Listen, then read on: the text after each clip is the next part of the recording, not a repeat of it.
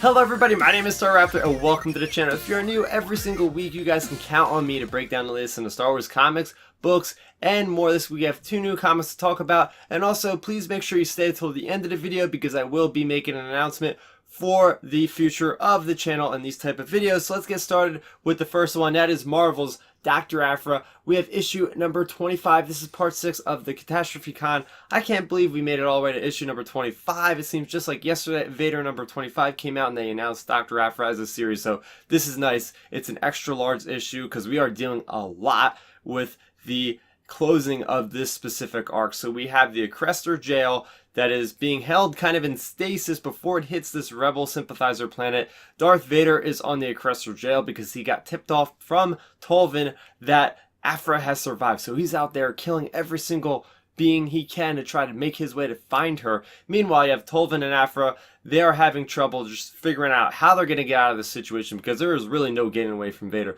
So Aphra's brilliant plan is to have the Borgullet type creature erase her mind so that she can't have any of the people she knows get hurt because she won't know any information.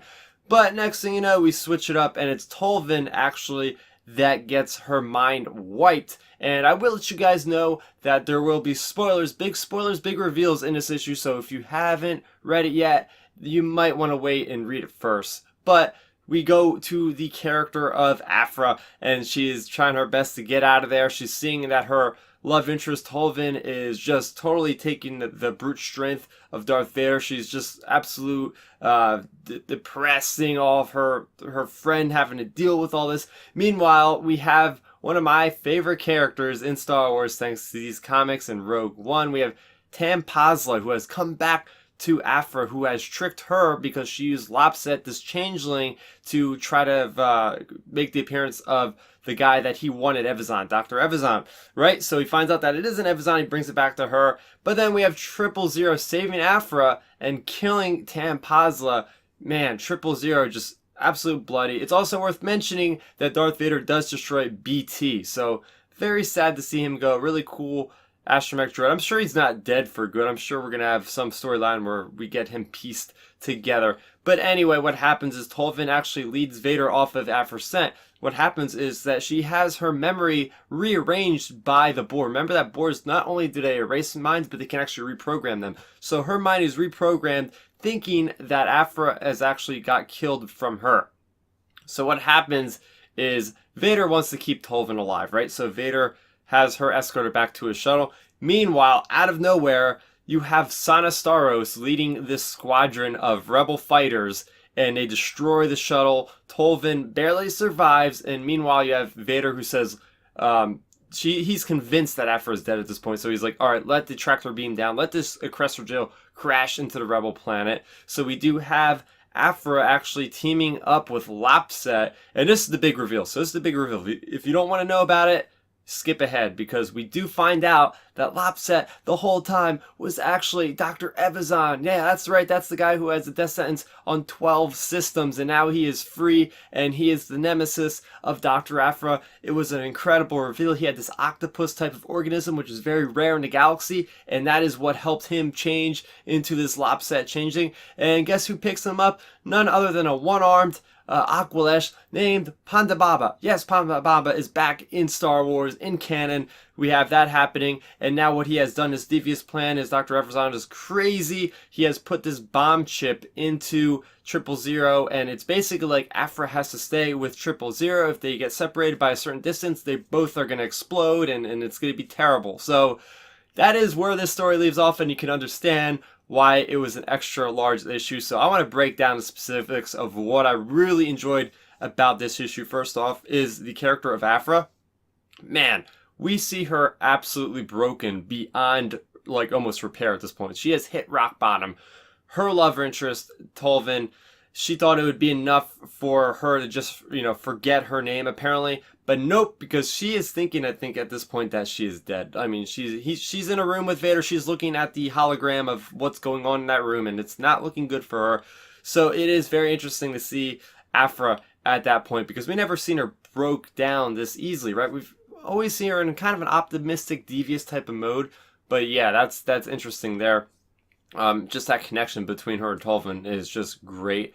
I really like how this issue really tied up all these ends, both with Staros, as well as the Rebel fleet, as well as what's happening with Tam Pazla, as what's happening with 000 and Darth Vader, and the art was fantastic, especially with Darth Vader. Now, one thing that I want to kind of criticize is just, like, we have all this build up to Darth Vader, he's going to find out about Aphra, and now he's thrown off the trail again. Like, I really want to see this confrontation with Vader and Dr. Aphra. Hey, maybe if this thing goes on to like issue number 50, we'll finally get that. And that's the thing, right? Because if you do see that these characters meet, how are they ever going to get separated? How is Aphra ever going to make it out of that situation alive? So at least now, Tolvin has kind of sacrificed herself in a way. She's still alive, but giving the information that Darth Vader believes she is genuinely dead. So yeah, this is another great issue, another great arc for Dr. Aphra. I really enjoyed the Equestria Jail. Crazy, zany as always, but definitely has some really cool reveals in it for sure. I really like this one. And next up from IDW, I have Star Wars Adventures Tales from Vader's Castle. This is issue number 4. I freaking love that cover. Look at those evil looking Ewoks and that Gorax. So yes, we've had this nice mini-series. Every week we are getting an issue out just in time for Halloween. I really like what IDW is doing here. So we have the main story with Lina Graff and her little rebel compatriots. They have crash landed on Mustafar. They are currently seeking shelter in none other than Vader's castle. They don't know it at the time, otherwise they probably wouldn't have gone in there, because it's pretty much like suicide, right? Vader's living there. So anyway, they're kind of skulking around trying to figure out what's going on. And they think it's a good time to tell a story. And what story did they tell? It's about Ewoks, everybody. So this is before the events of Return of the Jedi. The reason you can figure that out is because it deals with characters that we know from Return of the Jedi. Namely, this is Chirpa. So we know that Chirpa becomes a chief. But in this one, his father is a chief. So it's back in time. And it's all about them. It shows them, in Bright Tree Village, and they're doing different things, showing them hunting different kind of animals, these boar wolves or something like that. And they learned at their little Woklings, I think they call them, which are the baby Ewoks. They have gone missing. So it's these two Ewoks going to try to find them. And next thing you know, we also have Logray who joins them, who is the shaman. And there's this weird thing happening that these Ewoks are missing. So they're going on this adventure trying to find out. In the meantime, we have the chief, which is the father of Chirpa. He also has this shaman, this master shaman, who is doing some very strange things, because apparently he can mind control people. So he is mind controlling the chief, and basically find out that he's mind controlled these other beings on Endor, Forest Moon of Endor, to kind of attack and capture these little Ewoks. They've put them into this big prison to basically lure this Gorax, which is this huge monster. And by the end of this issue, we have all our Ewok friends that are trapped by this evil shaman to use them as bait for this Gorax. Next thing you know, they have the horn, which they call, and all the boar wolves come in and wreck the place, and it gets them free. Next thing you know, the evil shaman gets eaten by the thing that he summoned, which is the Gorax. So breaking this down, I just really like this issue more than a lot of the Star Wars Adventures issues, because it really fleshes out the Ewoks more than ever. I mean, I've never seen this much character development in Chirpa. I don't even know if we've ever gotten a Chirpa story, as well as Logray, and it just goes into like how they are dealing with just everyday life. Like they're going around, swinging on the vines, calling in these boar wolves, getting the traps that we learned from Forces of Destiny are for these big animals, not just for ATSTs, guys. And they are doing that kind of thing, and it just expands on the lore. Like you have the Wispies, which are in Battlefront 2, and the Ewok hunt mode and all that kind of thing.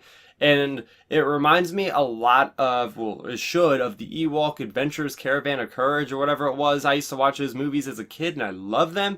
And they had the Gorax in one of those movies. And you see it in this comic. And this thing is humongous. Like it's really, really big. Very, very grotesque looking. Very, very scary. Like I know these are for like kids of all ages, or all ages, but kids might be kind of scared from the images in this particular issue. There's some scary stuff in here, so I do dig it though, because it does definitely harken back to that scarier vibe of things, and they're really hitting the nail on the head when it comes to these IDW comics to really getting that kind of horror vibe, which is great because I never would have thought Star Wars could really do that all that well. Screaming Citadel didn't really do it all that well in my eyes. Certain parts worked, and didn't. But this one was a nice self-contained story. I really enjoyed it. Oh, and it also had Vinny, that is the Darth Vader's aide in Rogue One. He makes an appearance, so yeah, I really enjoyed that as well. So as I mentioned off the top of the video, I do have an announcement to make for my channel going forward. I'm going to change the name of my weekly Star Wars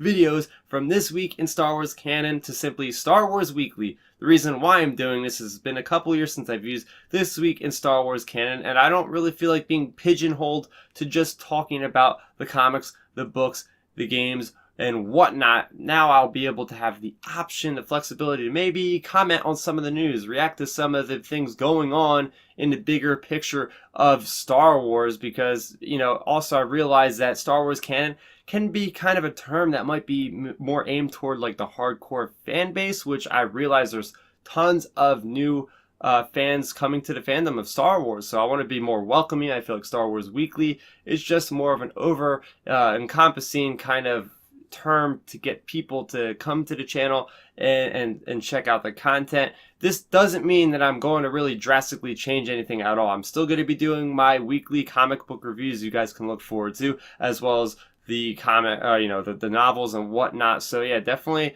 there's going to be the same stuff there, but some new stuff added. Especially new is going to be my Q&As at the end of every week's videos. You guys can give me your questions and I will read them aloud on the videos and answer them there. To get your questions submitted, you can comment in the comment section below of the weekly videos by using the hashtag Star Wars Weekly. It's very important that you use that hashtag Star Wars Weekly. That way I know that I can read those questions on video, because I do respond to your comments, and that's why I've been doing this, because I want to do this because your community, the community I've built up, is great. I never even thought I would have a community, and you guys just do a phenomenal job of just coming back with feedback and whatnot. Another additional way you can contact me with your questions is through Twitter, so simply tag me at Starrapter with the hashtag Star Wars Weekly, and you can get your questions in to me that way. So yeah, it's been a couple years, it's been a fun ride so far, and you guys have really just come back and just given me so much more with Star Wars by, you know, having these great conversations, just really nerdy questions. Questions, by the way, can be anything about Star Wars, so it doesn't have to even pertain to what I'm talking about in that given week. You guys can talk to me what you might think about a theory, or about a certain character, or what's coming out next. You know, it pretty much the sky is the limit, so I cannot wait to hear from you guys with your questions and your feedback for next week, because this will be the last video that I'll be naming This Week in Star Wars Canon. I will be retiring that term from now on. Hereby, henceforth, it will be known as Star Wars Weekly. So that is going to do it for this week. You guys can look forward to Tales from Vader's Castle, issue number 5, the last issue, next week, as well as Star Wars Adventures, issue number 15. It'll be Halloween. Yay. You guys can also support the channel by subscribing, and I have new videos coming out very frequently. I just put up my review of Daredevil Season 3, spoiler free, so you can check that out. That is going to do it for me, Starrapter. Thank you guys so much for continuing to support the channel, and may the Force be with you always. Thanks for checking out the video. Please hit that thumbs up symbol. It helps me know that I'm making content that you guys enjoy. And if you enjoyed this video, I also include 2 videos down below you guys should check out. And please consider subscribing to this channel. It helps support me, and it notifies you guys of when I get new videos up on the channel. You can also contact me on Twitter, Facebook, and Instagram at Starrapter.